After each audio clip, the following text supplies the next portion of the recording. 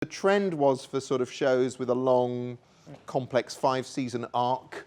What was missing was those sort of what the fuck stories that you'd get, where you'd go, I saw an episode of the Twilight Zone, there was a guy and he broke his glass, there was a nuclear war, he broke his glass, you know, that kind of thing.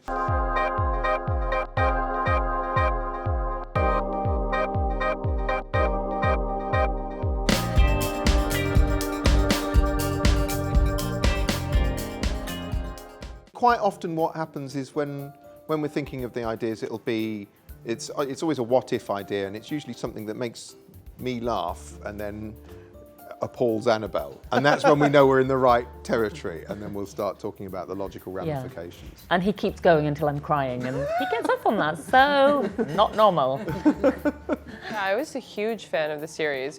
I adored it, but it always felt like something a bit distant and far away and not in my realm. I couldn't imagine auditioning for it. It seemed like people just went into the woods and made this amazing thing, and then it turns out that's not how they make it.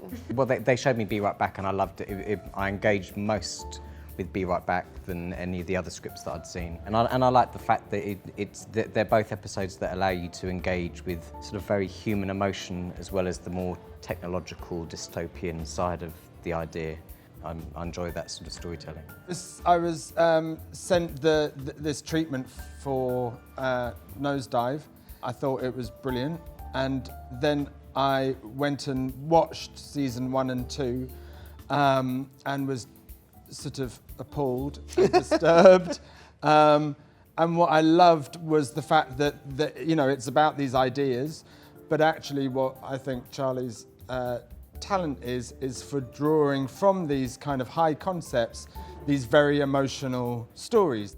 I have a lot of nightmares of these kind of like dystopian future scenarios that pretty exactly resemble Black Mirror, and so I sensed that, and so I was a little nervous about it, and then finally when I did watch the first episode, I was by myself in New Zealand, and I watched one of the episodes, and I was just an absolute wreck afterwards. Even though Black Mirror is not reality necessarily, I think the clever thing that Charlie Brooker does is that it's just a couple of steps away from where we are, and it feels not wildly fantastical, and that's sometimes more chilling and more thought-provoking because it's within the realms of possibility if you're open to it.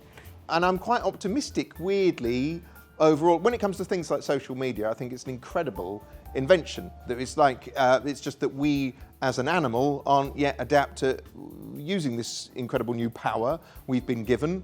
And so we're flailing, it's like a new limb we've grown, and we're flailing around and knocking all the furniture over.